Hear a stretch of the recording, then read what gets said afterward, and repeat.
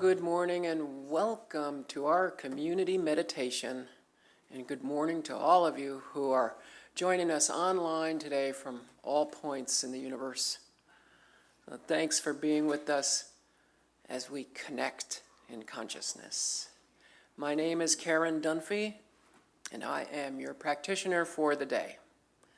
So right now, just please take a moment and silence your cell phones and devices so we may have an uninterrupted experience together.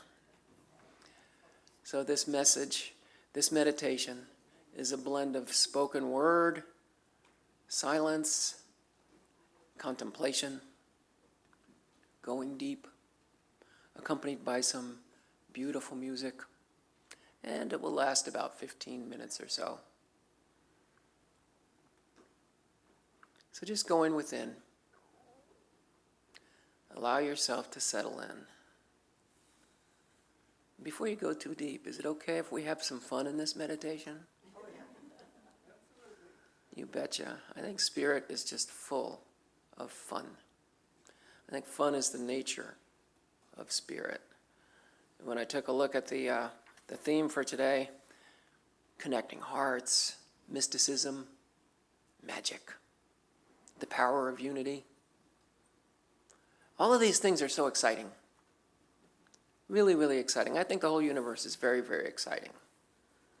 Yeah, there's a quote from Einstein I just love. He says, I want to know what God thinks. All the rest is details. Great thinker he was. And then there's another quote I'll open with is, to know yourself is to forget yourself. To forget yourself is to be awakened by all things. And that comes from Zen Master Dogen. So now let's settle in. Let's settle in and have some breath work, and let's have some deep in-breaths and some nice long exhales. You may breathe in through your nose and exhale out through your mouth. There are no have-tos, but connecting to your breath, which is no different than the very breath of the universe.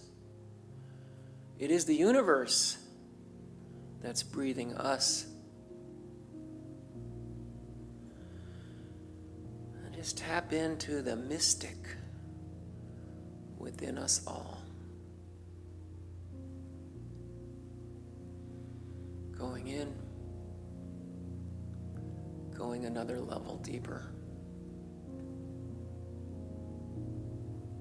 Taking the elevator down from your mind to your heart. You can go to that innermost space in your heart where all is well, and notice the landscape. And look around. And there you will see your own inner meditation cushion. And just have a seat. And take a look around to the nether parts of your heart that you don't get to visit too often because life tends to get in the way. Just notice the feelings, sensations, emotions. Let your focus settle on your breath.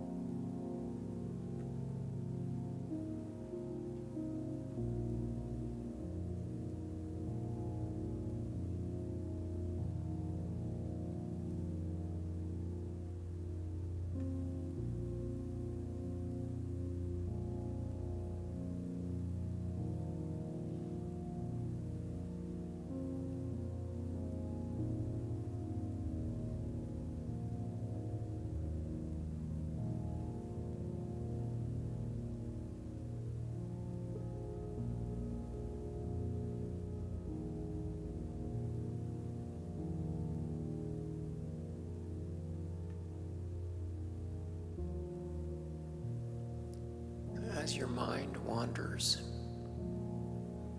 to the past, to the future.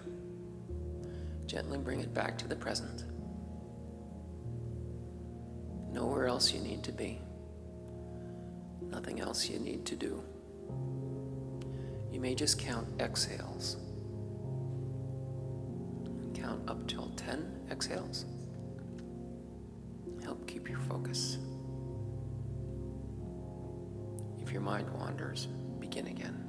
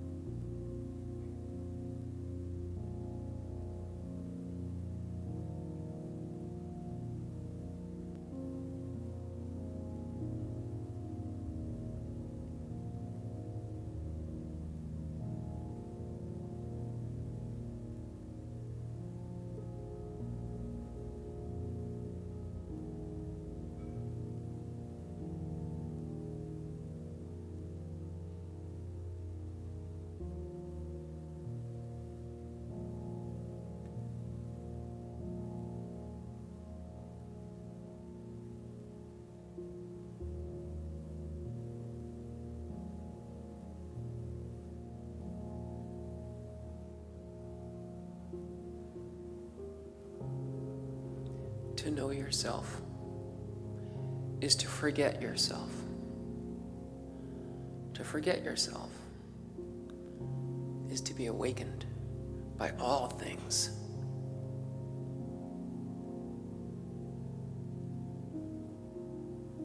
Who is the you that knows yourself? Are they different?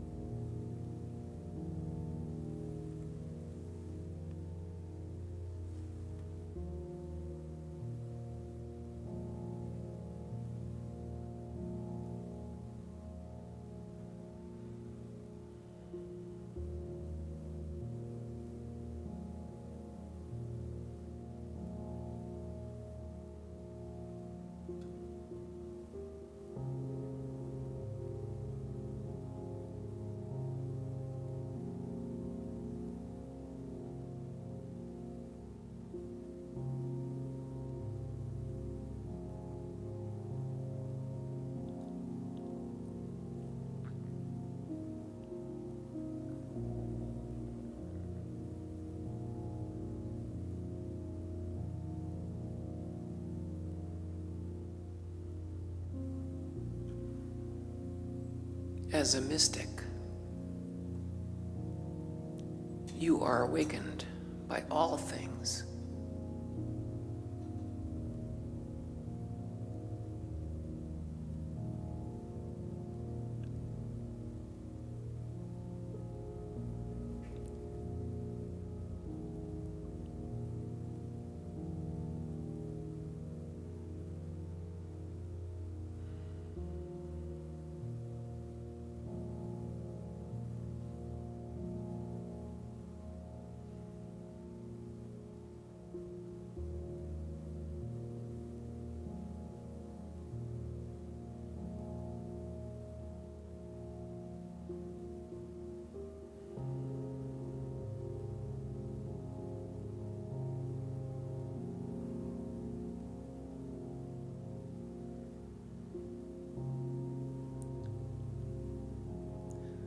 who is here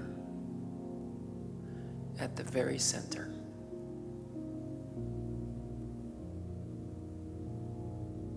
Could it be no one?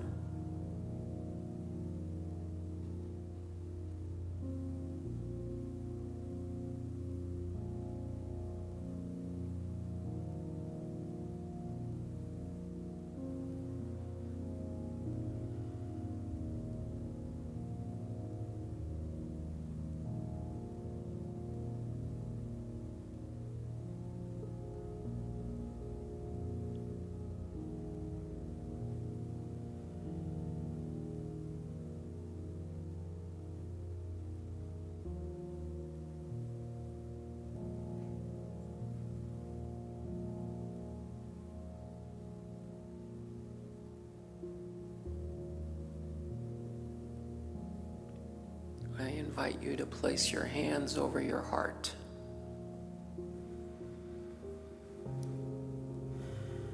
Simply know that rays of light from the mystical heart of the universe are living you right now with the infinite love and beneficence of the creator of all there was and all there ever will be is living in you, as you, right now.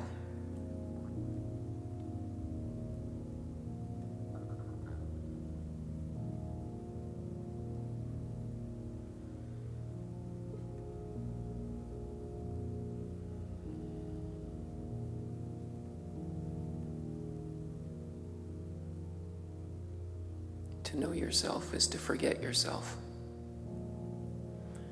To forget yourself is to be awakened by all things.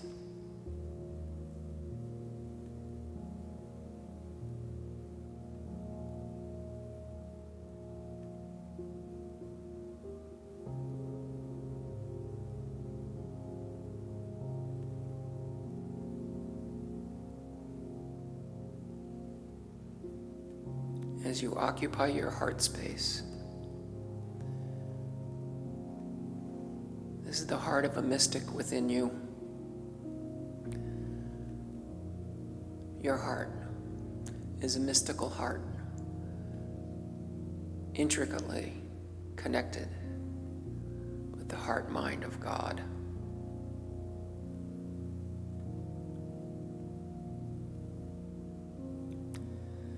And with a heart filled with gratitude,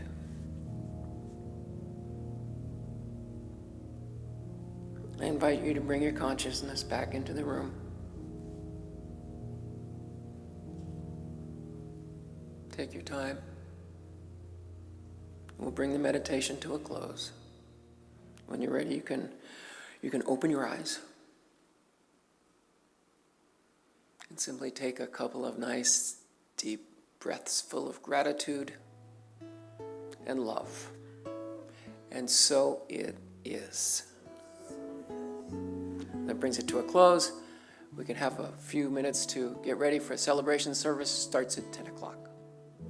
Namaste. May I see with the eyes of love. May I hear with the ears of love. May I speak with the words of love. May love be in my heart. May I see with the eyes of love. May I hear with the ears of love. May I speak with the words of love. May love be in my heart. Yes, I walk in the love of God.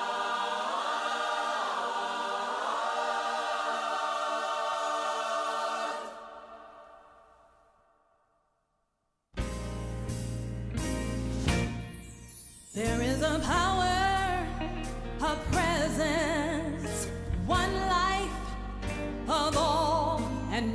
other power can exist outside of the infinite. One love, there can only be God's love. Oh yes, I know that I walk. Oh yes, I walk in the love of God.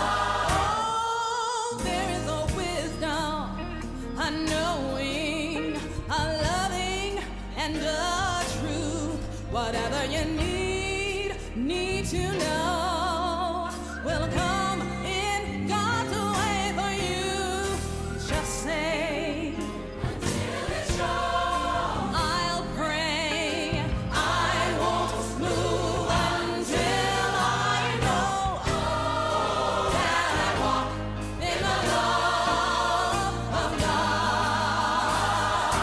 For the power, glory, of God is everywhere. I can feel it, it's everywhere. I can see it, it's everywhere. And I know in my heart, power, glory, of God is everywhere. Don't you see it, it's everywhere. Don't you feel it, it's everywhere. Don't you say in your heart, yes, I walk in the love of God. There is a power, a presence, one life of all, and no other power can exist outside of the infinite. One love, God's love. Oh yes, I know that I know. Ooh, in the love of God. For the power and the glory and the love of God. I can feel it, yes, I can see it, it's, and I know in my heart the power and the glory and the love of God is everywhere. Don't move, everywhere. Till you see it, it's everywhere. Be still, everywhere. Till you see it, it's everywhere. Praise God, everywhere. Till you see it, it's everywhere. Till you know in your heart. Yes, I walk in the love of God.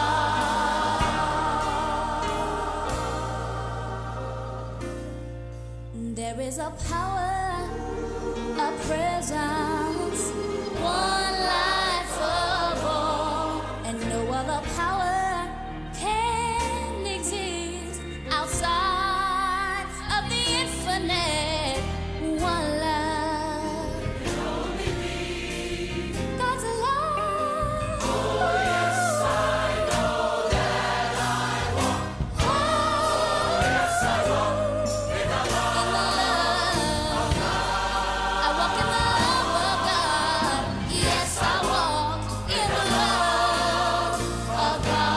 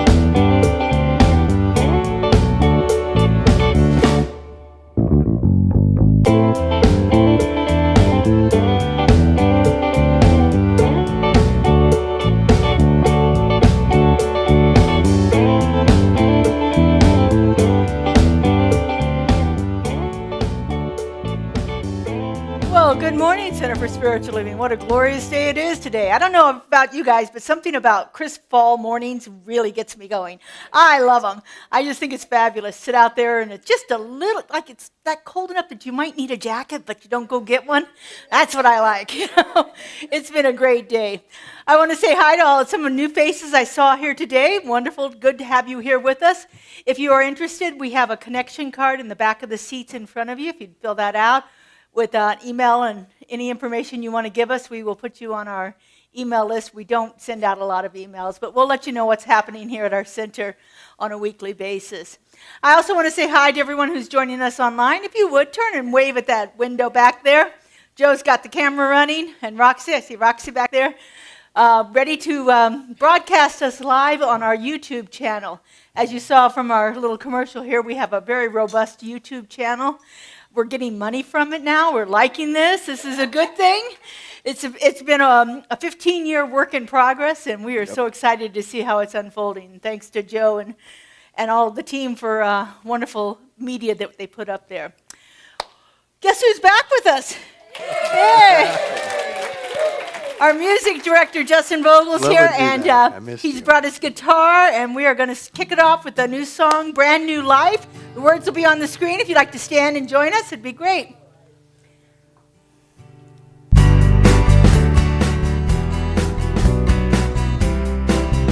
right, let's sing it now. I'm creating a brand new life, living as a brand new me. Every day is a new beginning, another opportunity. Now I step out, living full on, one day at a time. Look out world, here I come, it's a brand new life. I'm creating a brand new life, living as a brand new me. Every day is a new beginning, another opportunity. Now I step out, living full on, one day at a time. Look out world, here I come, it's a brand new life. I'm creating a brand new life, living as a brand new me. Every day is a new beginning, another opportunity. Now I step out, living full on, one day at a time. Look out world, here I come, it's a brand new life. Look out world, here I come, it's a brand new life. Good morning everybody. Greet your neighbor at this time if you're comfortable doing so.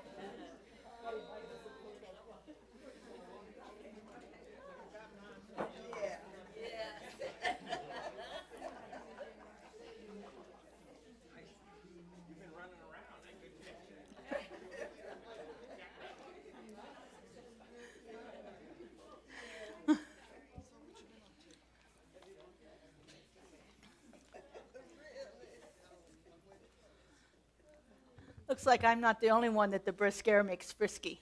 You guys are having a good time out there. Oh, well, my tie goes with my talk, so there you go. Thank you. All right, we're going to shift our energy a little bit and go into our affirmations and invocations brought to us today by our practitioner of the day, Karen Dunphy. Karen? Thanks, Rev Laura. So, the affirmation for today, you'll read with me, huh? Okay, so let's go together. Today and every day, I awaken to the presence of God within me.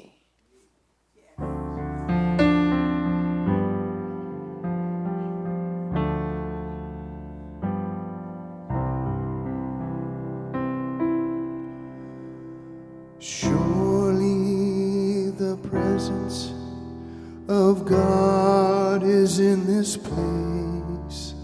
I can feel its mighty power and its grace.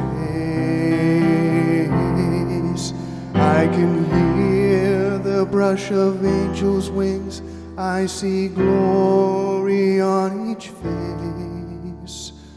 Surely the presence of God is in this place. Let's sing it now. Surely the presence of God is in this place. I can feel its mighty power and its grace. I can hear the brush of angels' wings. I see glory on each face. Surely the presence of God is in this place.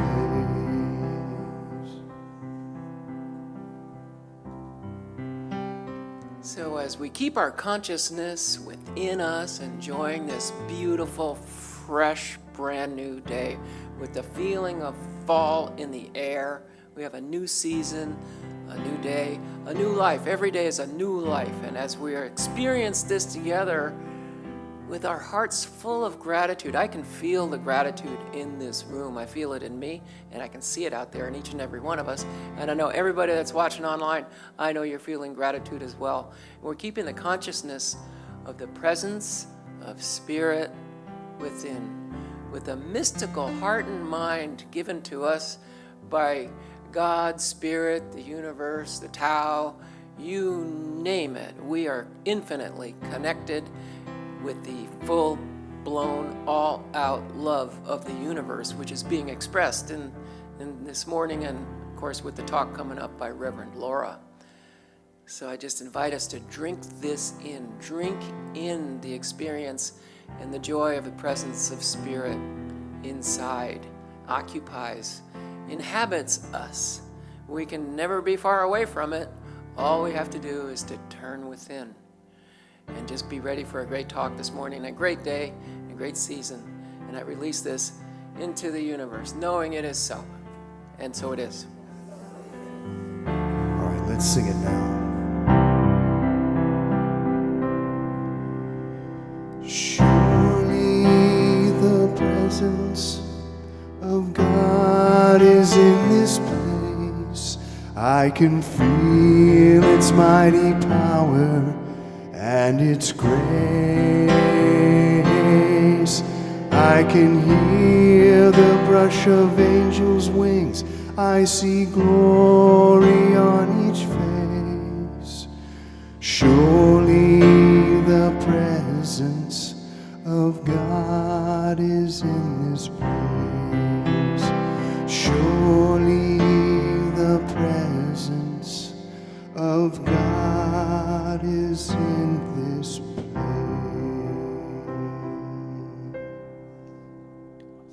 One sec.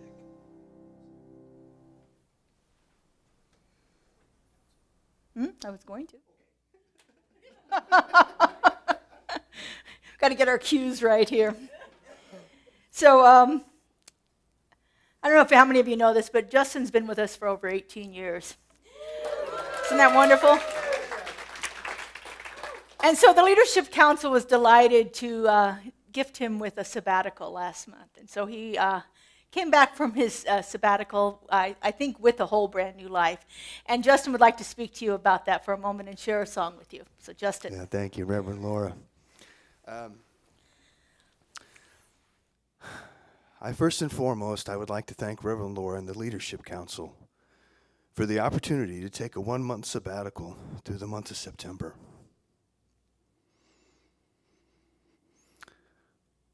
A sabbatical is an extended, intentional period or leave from one's job, taken with the understanding that the employee will return to their position afterward. It allows time for personal and professional growth, such as pursuing education, traveling, volunteering, writing, or recuperating from burnout, and offers benefits like increased creativity, well-being, and self-awareness for the individual. If I could put this time into one word, it would be cathartic. Catharsis is an experience which provides psychological release or relief from emotional tension, purging negative feelings and bringing a sense of cleansing or renewal. This was truly a time for inner growth, reflection, and deep emotional cleansing. I realized how precious this teaching and community is to me, and it touched me at a core level as I found myself either crying or choking back tears much of this time away. I reflected on my 18 years here at the center and my purpose and focus on what is mine to do, as well as how I can refine and expand the music ministry. If I were to summarize the theme of this time, I would say it was a time of rainbows and realizations. So what did I do during this time?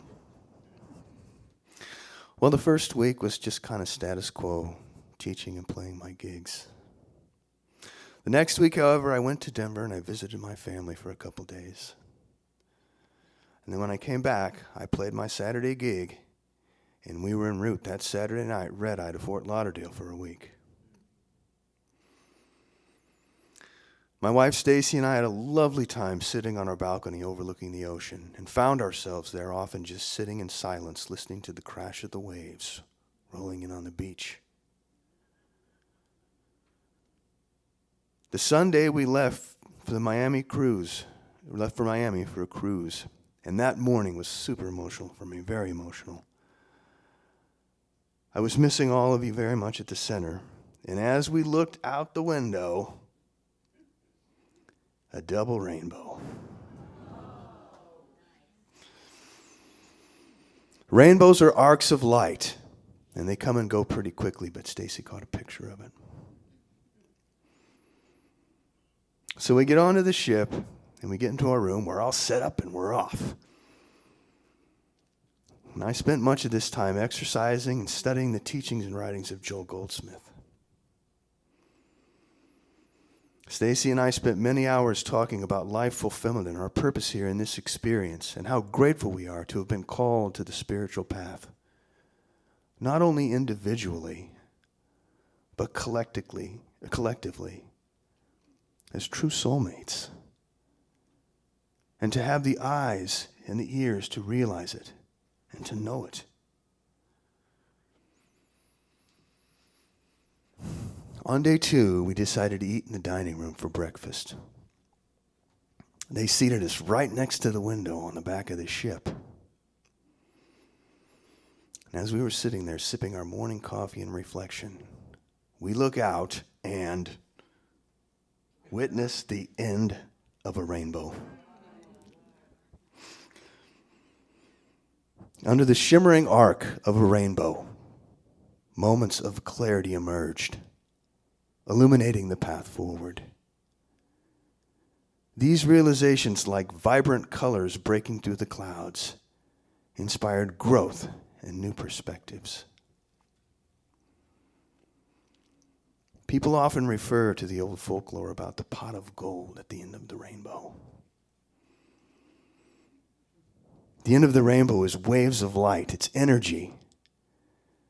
And because we have the eyes to see it, it's consciousness.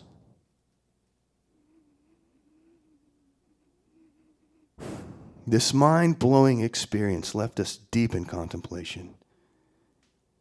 And we both spent hours studying and reflecting on the beauty in our lives and the transformation occurring.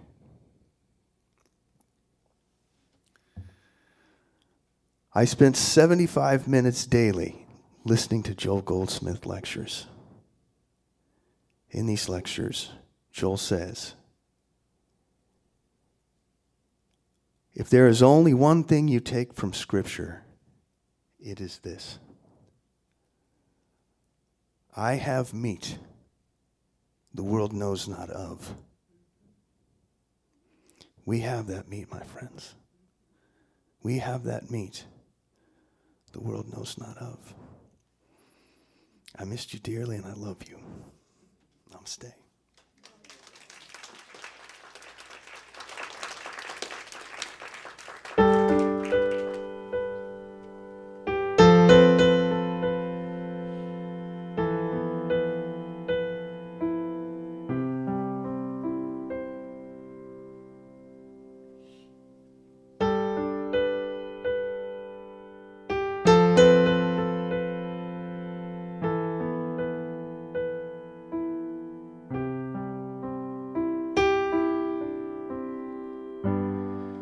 You are so beautiful.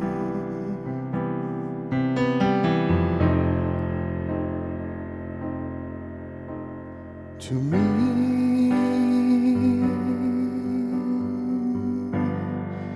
you are so beautiful.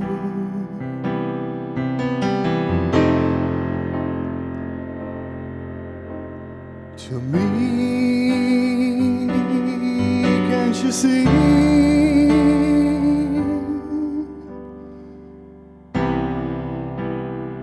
You're everything I hope for. You're everything I see.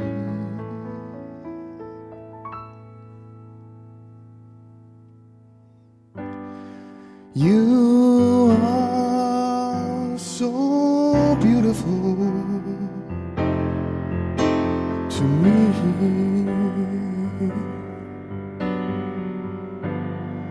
You are so beautiful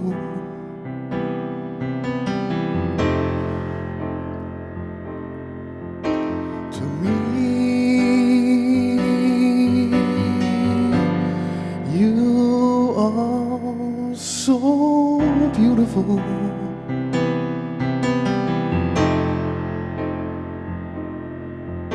to me. Can't you see?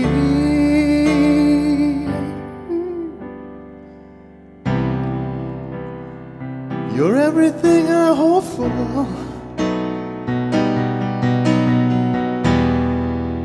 You're everything I see.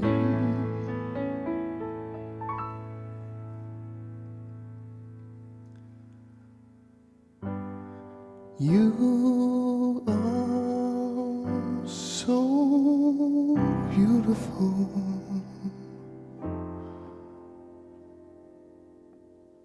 to me.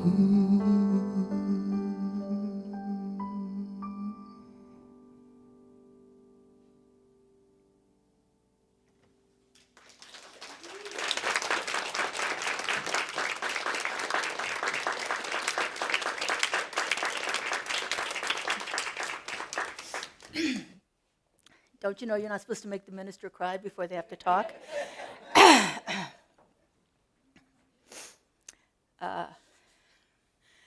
I don't want to feel like a proud mama, but I kind of do.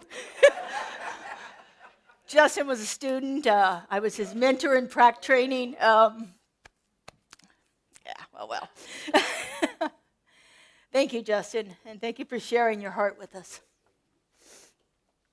Speaking of hearts, that's the title of my talk today, the mystical, magical heart. As I said, I had to wear a heart tie because of that. Today we're opening up ourselves to something that is not only transformative, but it's timeless. Something that has endured throughout the centuries and beyond. Something that is not just sentimental or fragile, but something that is powerful and transformative. This mystical, magical heart that we have, this thing that beats inside of us, that connects us with each other, that transcends our bodies, our minds, our cultures, our lives. It's vast, it's radiant, it's awake. It's the place where heaven and earth meet in sacred union. This mystical, magical heart. So this idea of mysticism, for me, mysticism is having the direct experience of God.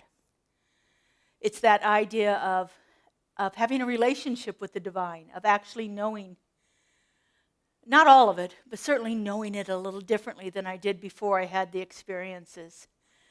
It's having God be alive in my life. And you all know I like a little bit of magic. For me, magic is that idea of what happens when I have that spiritual realization and then I watch the fruit of it. I watch how it magnificently unfolds in ways that we couldn't even imagine. Rainbows. People that come into our lives. Experiences that we have that seem beyond any kind of effort to make it happen. To me, that's the magical aspect of it. And so today we're going to talk a little bit. I'm going to continue that talk that I did last week about love thy neighbor a bit and move that into that idea of this mystical, magical heart that we have. But first I want to start with our science of mind principles. In 1927, our founder, Ernest Holmes, wrote what he called the Declaration of Principles. And these were, I never can remember if it's 10 or 12, because there's also the core concepts, and I get them confused. But anyway, there's a slew of these ideas. This is the first one, and this one has stuck with me more than anything else. We believe in God, the living Spirit Almighty, that one indestructible, absolute, self-existent cause, that one manifests itself in, through, and as all creation, but it's not absorbed by its creation. The manifest universe is the body of the living Spirit. So what this means is that God is in everything. God moves through everything. God shows up as everything. There is not one spot, as they say, where God is not. There's nothing that is not part of that being, that energy, that universal intelligence that we call God or Spirit or the Almighty or whatever word you want to use. It doesn't matter. I have a friend that uses Howard. It doesn't matter.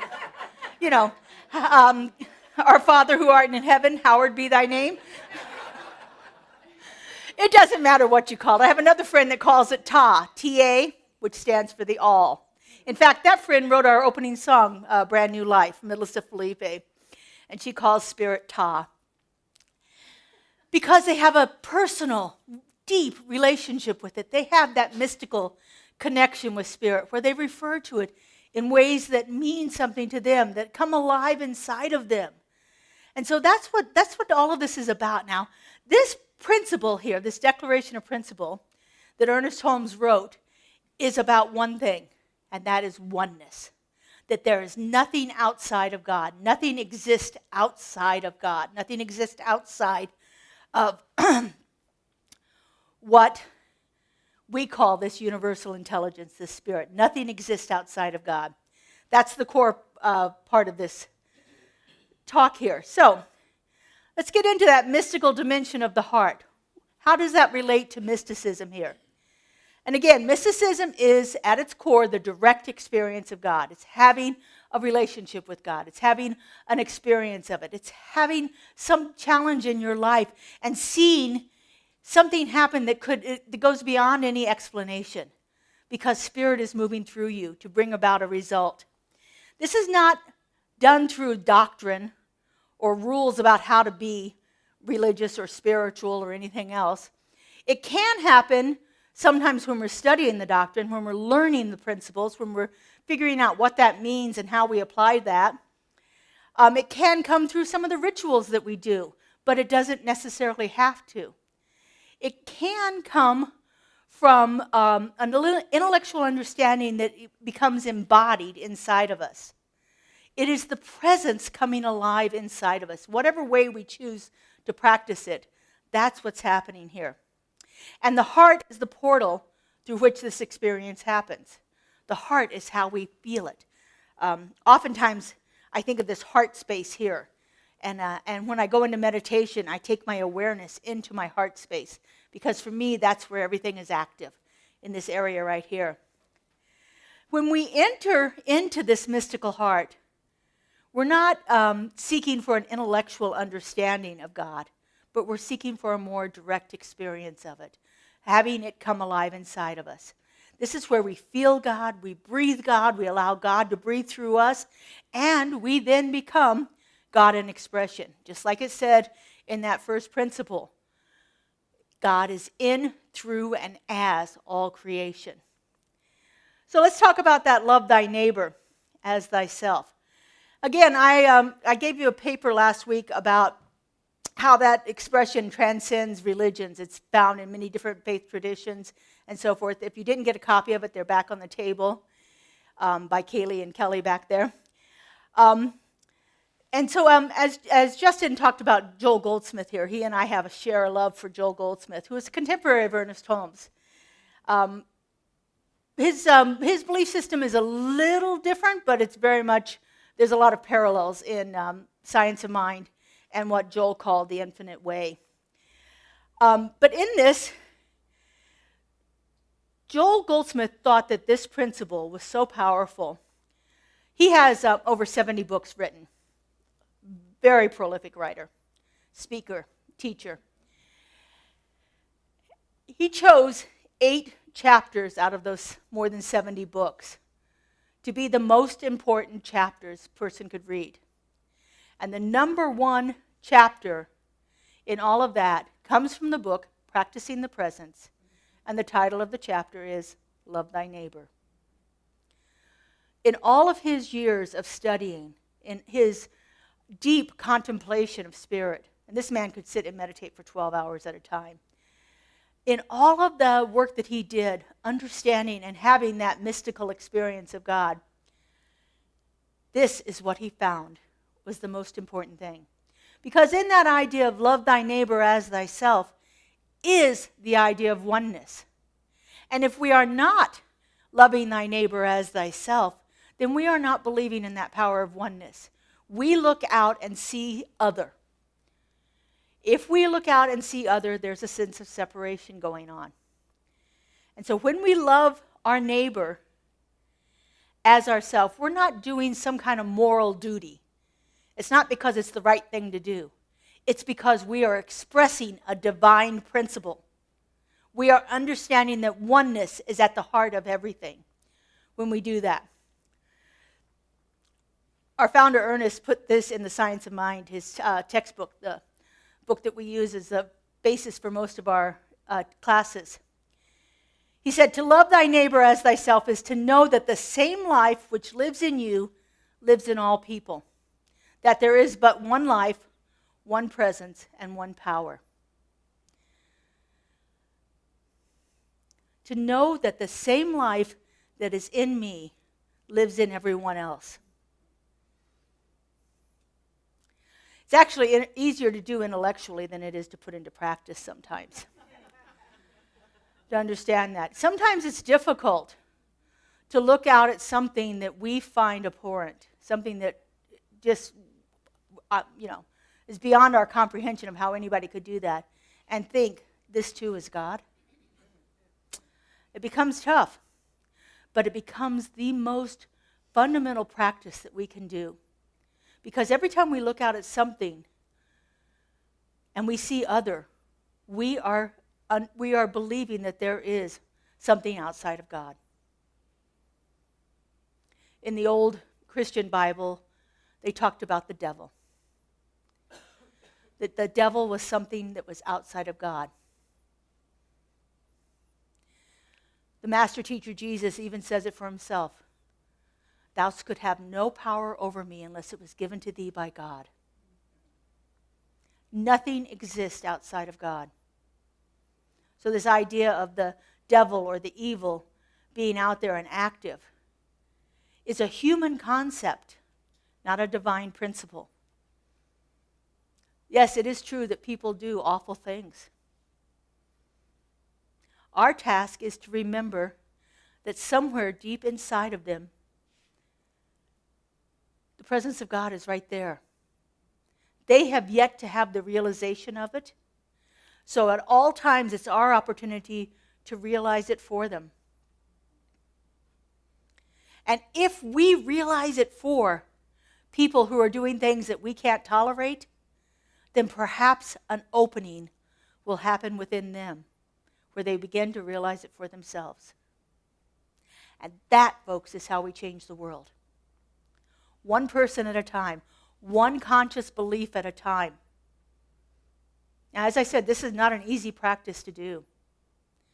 I sit in front of the social media or the news and sometimes get really worked up over what I'm seeing. Sometimes. Depends on the moment, depends on the news channel. And when I can take a moment and breathe and remember these principles, then I can step back out of my anger, out of my fear, out of my intolerance for that situation. And remember, this too is God. And maybe there's an opening that'll happen. We know that all of this transcends any location, any time, any place. Based on the work of quantum physics, we know that there is no limit to where our thoughts can happen. Our thoughts can affect things. So my job is always, the moment I become aware that I'm having thoughts of separation, is to bring myself back to spiritual truth. I do it in lots of different ways. One of them is by saying that quote from the Declaration of Principles. I can't say it without getting chills. I don't know about you guys, but I get chills. So Joel Goldsmith says this in the chapter Practicing the Presence. When we love our neighbor, we are loving God in action, and God appears as our neighbor. When we're loving our neighbor, we are loving God in action. So when I look out at something that I find intolerable, and I get a place where I can soften just that little bit and remind myself, this too is God, then I'm putting God into action. I'm creating a place where God can operate through my consciousness and out into the world as it goes out. And I never know where that will end. Every encounter, every face, every challenge, every relationship is an opportunity for me to recognize the divine in that form that's showing up in front of me. That's the good news and the bad news. So, as I said, sometimes it's more difficult than others. But the mystical heart doesn't separate things. When I can drop into my mystical heart, when I can drop into my heart space and soften just a little bit, there's a place for magic to happen. Because the mystical heart only knows oneness. It doesn't see any sense of separation. And so how do we begin to see through spiritual eyes? This is the magical part of it here.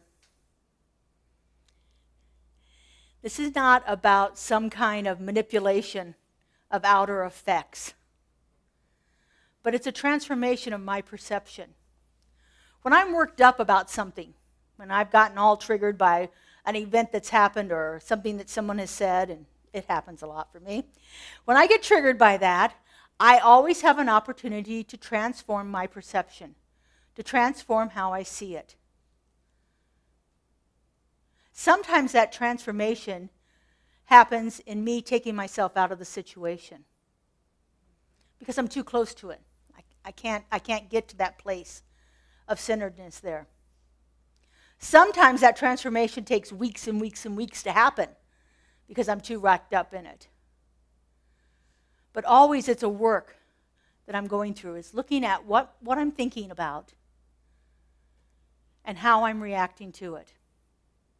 This is the root of the practice of mindfulness. Mindfulness, remember, has three things. We stay in the present moment. We're aware of what we're thinking. And then the hard one, we don't judge it. We don't react to it. It's what the Buddhists call equanimity. So presence, awareness, equanimity. If I can remember those things when I'm in that conflict situation in my life, when things are all worked up inside of me, I have an opportunity to soften my heart.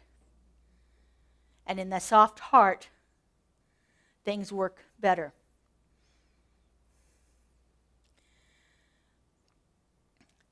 Joel says it this way: when you can look upon the world and see through its appearances, whether it's sin, sickness, or lack, or limitation, and behold only God, you are practicing the presence. You are actively engaged in that mystical relationship with the divine. Practicing the presence means having that relationship. It means being in conscious union with Spirit. It means tapping into it however you feel it in your body, however you feel it in your life, touching it, tapping into it, and allowing it to guide and direct the actions that you have. So this is the real magic here. It's the heart can only see with our spiritual eyes. And it transforms everything that it beholds through this mystical, magical awareness. And so some of the ways that we do this is we don't pray for things to change. We behold the presence as it already is. Ernest Holmes said it this way: there's nothing to be healed, only the truth to be revealed. We don't have to fix things. We just have to find the underlying truth. We don't have to solve the problem. We have to recognize that Spirit is present right there. It is active in each person. It's active in the situation.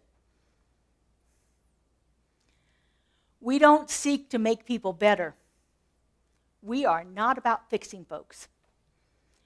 We behold the Christ that is already within them. And remember, the Christ means the illumined one, the person who has awakened to the presence of the divine within them, who has that conscious union with Spirit, who has that mystical connection with the divine of their own understanding.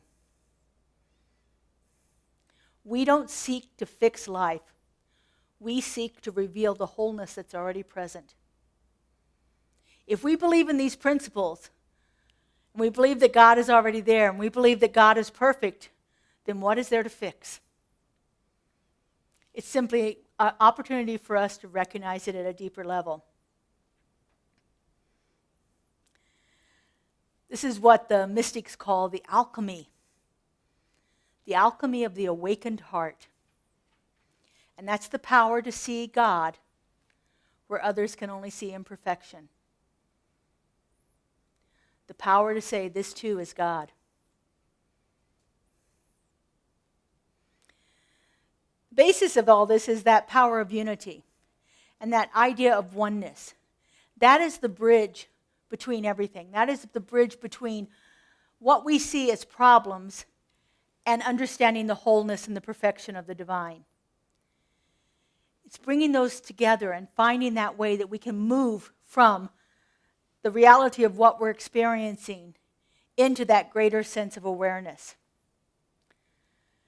Our theme for this month is Connecting Hearts. And it calls us to really understand the power of this unity. The power that we are all connected in one way or another. I was reading an interesting story about a young man who worked on clocks. And he's working on a clock one day, and his finger starts to twitch, like this. And he picks up the phone, and he calls his mother and says, "Would you stop worrying? You've got me all shaky." Because every time his mother got worried about something, he had a physical reaction to it.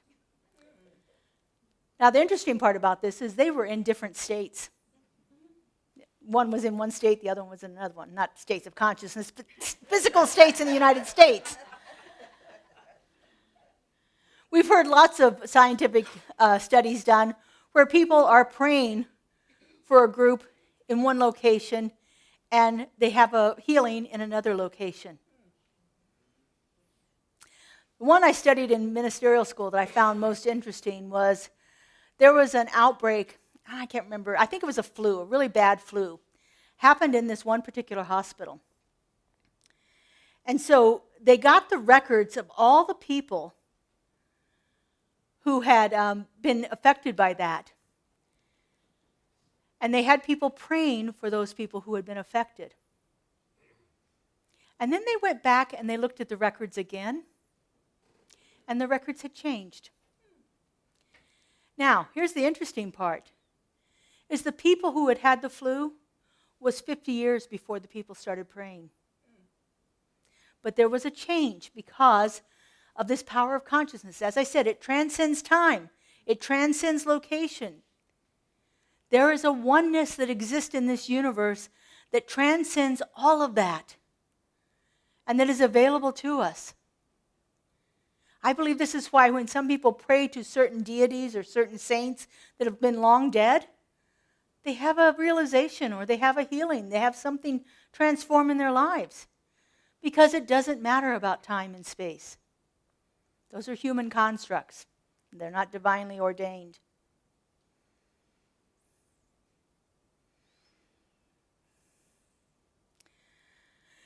And so what is, whoops, sorry, hit too far. Come on, quit.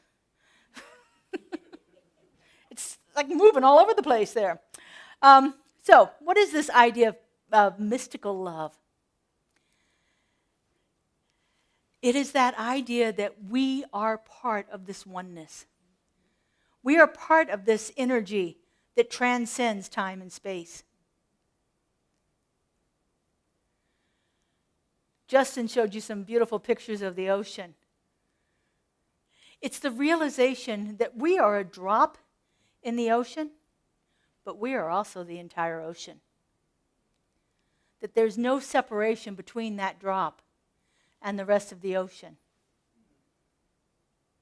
And that ocean has existed throughout the time of this planet.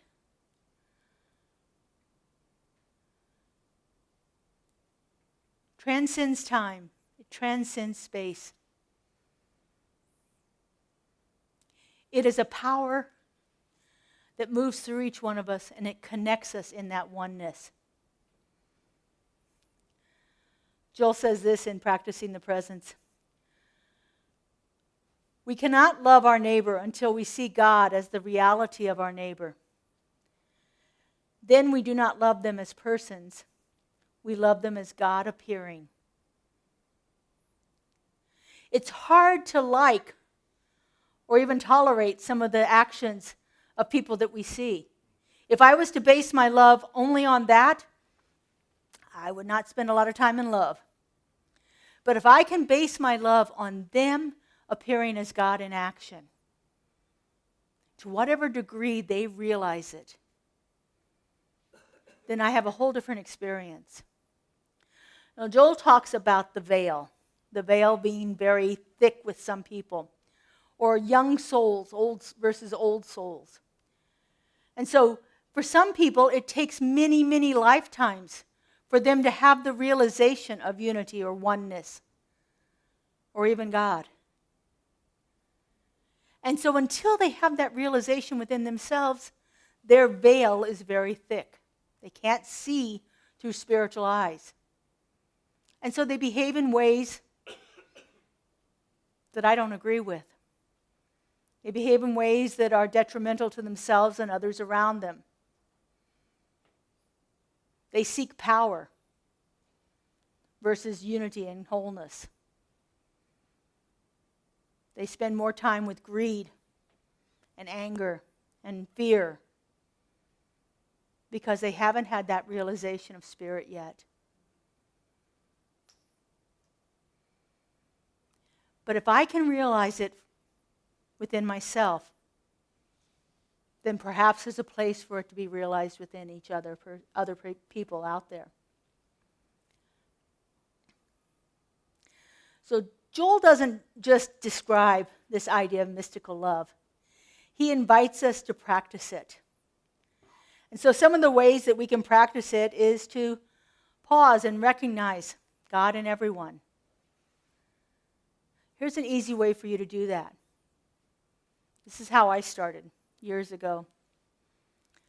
I was very bothered by people that were on the street corners asking for money. It bothered me that I couldn't give them money, and it bothered me that they had those conditions in their lives. And so I began a practice of looking at the people, smiling at them, and then I would sing this little Karen Drucker song in my head. You may have heard it before. You are the face of God. I hold you in my heart. You are a part of me. You are the face of God. And I would do that as I smiled at the people. And most often I'd get a smile back. I was recognizing people and practicing this idea of oneness, that this too is God. And so when you're in the store and you see somebody arguing, or you've got a clerk that's not very pleasant, say that to yourself. You are the face of God. Or this too is God. You don't have to say it out loud. It's in our consciousness, and it transcends everything else. This is what Joel suggests we say. Come on. I behold the Christ as you. You and I are one in spirit. I behold the Christ as you. This silent recognition of the divinity that we see outside of ourselves dissolves the sense of separation. It begins by dissolving it inside of us. And that gives it a place to operate. The next thing we can do is we can begin to see through appearances. In ministerial school, I took a class called Practical Applications of the Science of Mind. And in there, we were given awful situations, and we had to describe how God showed up there based on our science of mind principles. And so I began to learn to look for those things in situations, to look for the ways in which Spirit is showing up.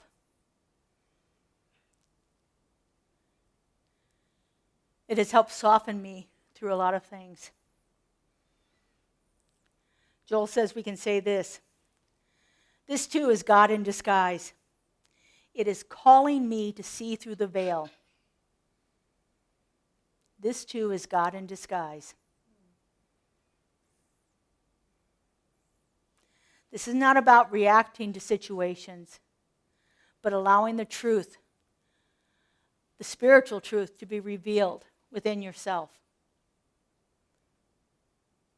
I would suggest not saying it out loud. Not everybody can hear it, or they don't have the ears to hear it at this point. And so sometimes when you are in a bad situation, you say this too is God, you might get a reaction. And the final thing is to abide in the presence. Many of our spiritual saints and sages throughout time have had an idea of practicing the presence. Practicing the presence, being consciously aware of the presence of the divine in every situation. That it's moving through me, that it's showing up as me, that it is in everyone that I greet, whether they realize it or not. If I know it's there, that gives it a place to operate. Joel says this, be still and let the realization of God's love flow through you. Then, without words or deeds, you bless the world.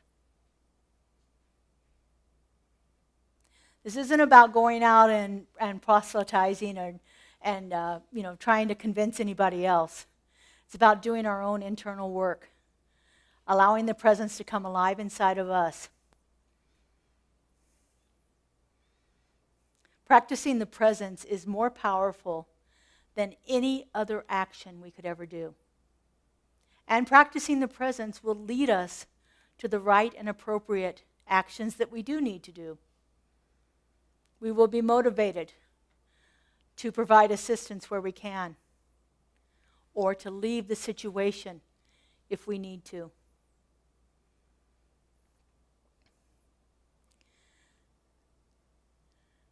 When we abide in the presence, we allow space for that mystical, magical heart to bless everybody by just being there,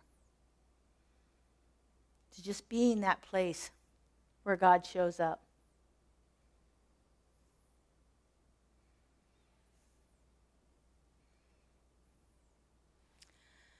Joel says, love is the realization of oneness.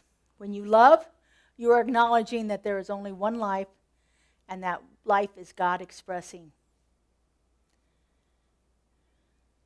When we realize this, then that idea of oneness ceases to be a goal that we strive for, but it becomes our lived reality.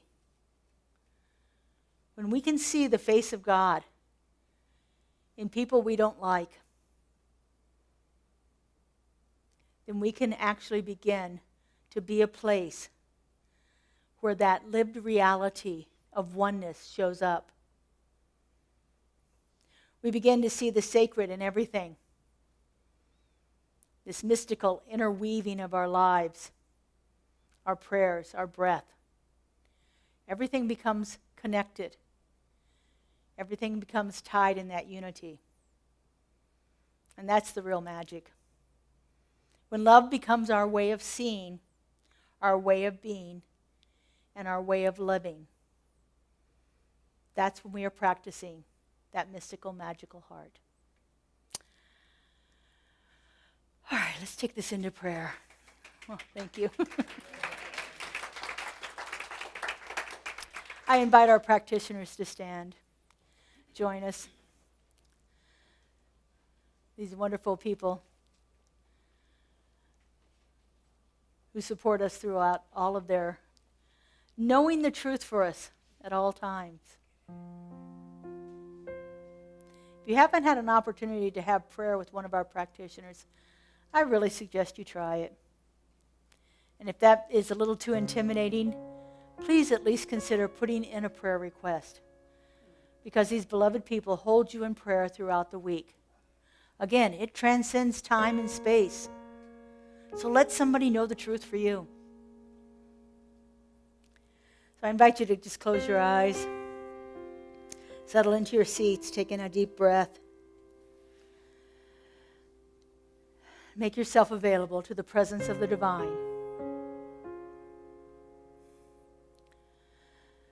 And so I know that right here and right now, there is only one power, one presence, one creative love intelligence that has brought forth everything into existence. I know this one as God. I know it is the very essence of my being. I know that it lives in my heart, that it transcends every part of me and shows forth in everything that I do. Because I know that I am one with this power and presence, I know that each and every one of us is. That we are all that unique, perfect, and divine emanation of a love so powerful, it needed to create more and more and more of itself. And as I look out, I see it beautifully manifested before me.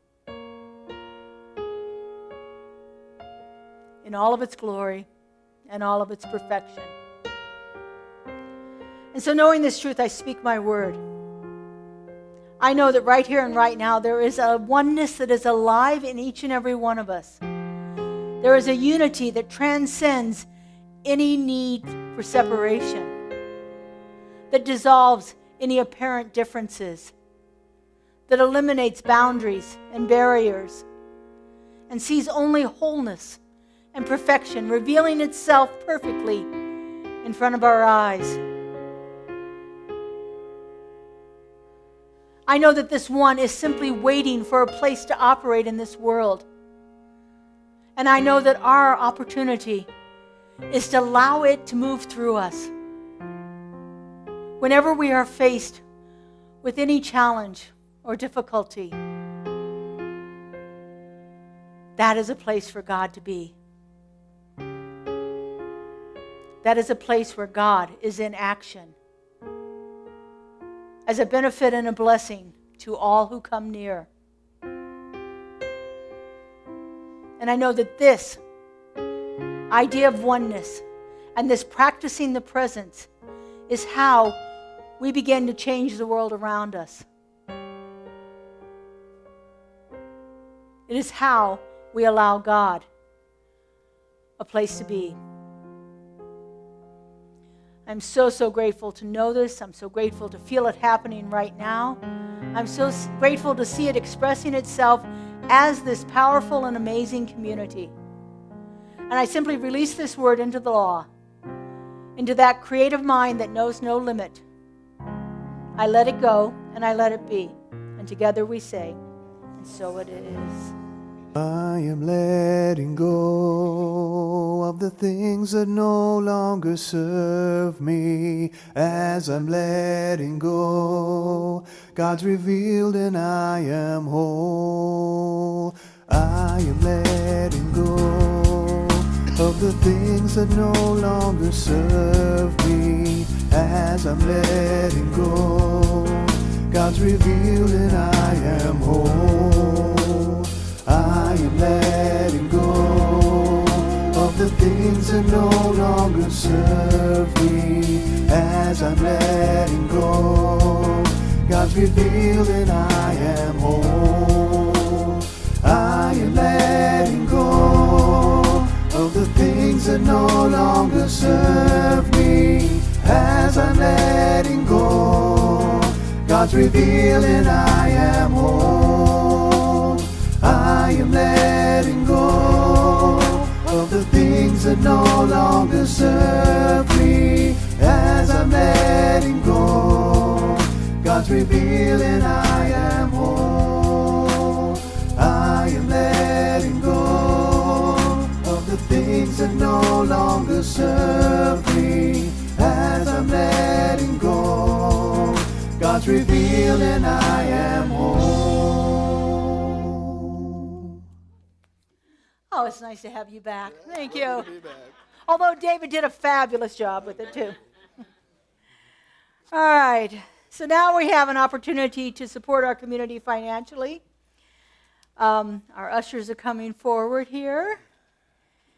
We have several different ways you can give electronically if you're interested in that. Zelle, text to give, or we have a button on our website. And we also gratefully receive your cash and check donations here today. All right. Would you put your hands over your heart? That mystical, magical heart. And would you repeat after me? This gift I give. This gift I give Goes forth from me. goes forth from me. Does amazing and miraculous things. Does amazing and miraculous things. And returns to me in kind. Returns to me in kind. Pressed down and overflowing. Pressed down and overflowing. What are we singing, All Justin? I give. All I give. All I give. All right. Yeah, it's been a while. The words are on the screen if you'd like to stand and sing.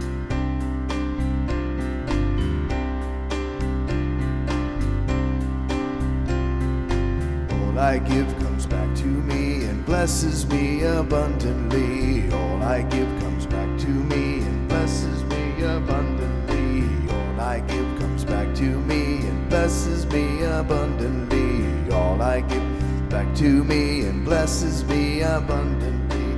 All I give comes back to me and blesses me abundantly. All I give comes back to me and blesses me abundantly. All I give comes back to me and blesses me abundantly. All I give comes back to me and blesses me abundantly. All I give comes back to me and blesses me abundantly. All I give comes back to me and blesses me abundantly. Just embrace these words of this chant. A little break here. We go. And all I give comes back to me and blesses me abundantly. All I give comes back to me and blesses me abundantly. All I give comes back to me and blesses me abundantly. All I give comes back to me and blesses me abundantly. Oh, and how abundantly blessed we are. We are so, so grateful for everything that we've received here today, knowing that it transforms this community and beyond. We are grateful. Thank you, God.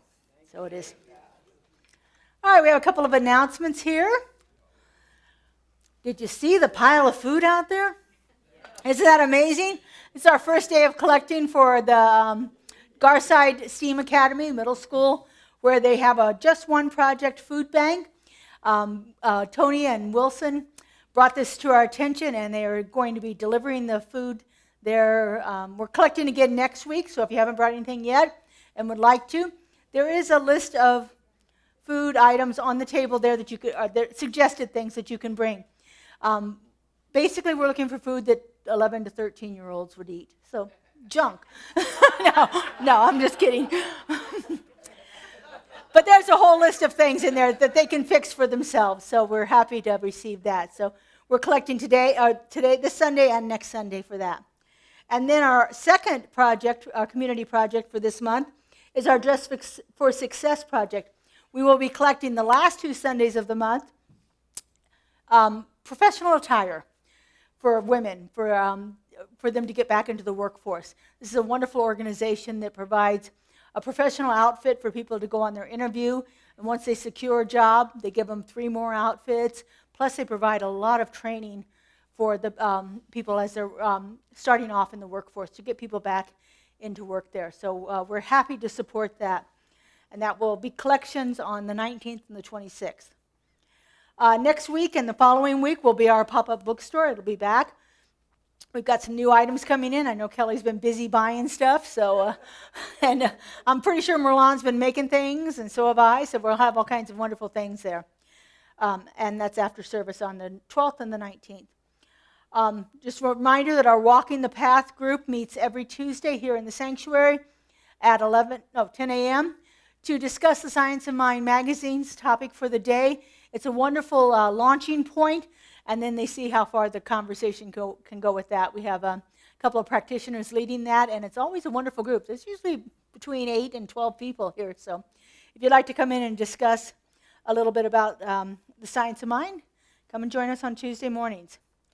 And then our Fun and Games has changed the date for this month. It's going to be the 3rd Friday, which is October 17th. And Judy Petit's there if you want to ask her any questions about that. They meet at her house and have a wonderful time. And I want to invite Kelly to come on up here and talk about our next item. Thank you. Oh. So, it is Rocktober. And as part of Rocktober, we're going to be presenting a workshop. Reverend Laura and I have been talking about this for some time, called Rock Your Rituals. You know, did you know that green adventurine is also known as the gambler's stone? Oh. Yes, meant to bring prosperity and luck to you, and also celebrated for the same reasons by some ancient cultures. So this is going to be a great opportunity to learn about the 5 stones that we started off the year with: amethyst, rose quartz, green adventurine, carnelian, and rainbow fluorite, as well as some fun rituals to go along with each of those, and a bonus exercise we're going to do with pendulums. So if you've always been interested in what the attraction is to utilizing these beautiful stones feel free to sign up and join us that Saturday for a lot of fun, learning about the different crystals and how you can integrate them into your spiritual practice. Thank you. Hey, thank you. That's October 18th. It's a Saturday from 1 to 4 at $25 per person. So you can sign up on the website or see Kaylee and Kelly in the back. All right, and finally, we have our moment of prayer available. So again, if you have never had a prayer with a practitioner, go see them. Karen will be right outside the door. It's you just go through this door, and then there's a little hallway, and it's right across the hall from this door. Anyway, Karen will be there directing you. So if you have any challenges in your life right now you'd like to have prayer for, or if you have something good that you really wanted to continue, go see one of our practitioners. They're happy to pray for you. Do personal spiritual mind treatment. All righty, and would you stand, please? Yeah. If you'd like, hold hands.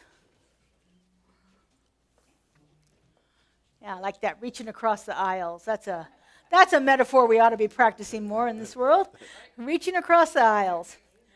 All right, would you repeat after me? There is only one life. There's only one life. That life is God. That life is God. That life is perfect. That life is perfect. That life is my life now. That life is my life now. Have a beautiful and blessed week. Hope to see you next Sunday. Bye-bye. Use me, oh God, I stand for you, and here I'll abide as you show me all that I must do.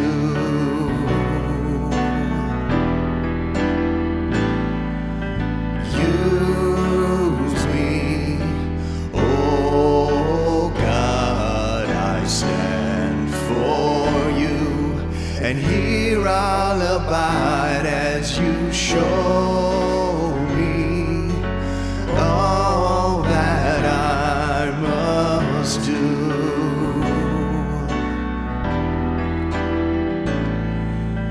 Use me, oh God, I stand for you, and here I'll abide as you show me all that I must do. Show me all that I must do. Show me all that I must do. Show me all that I must do. Have a great week, everyone.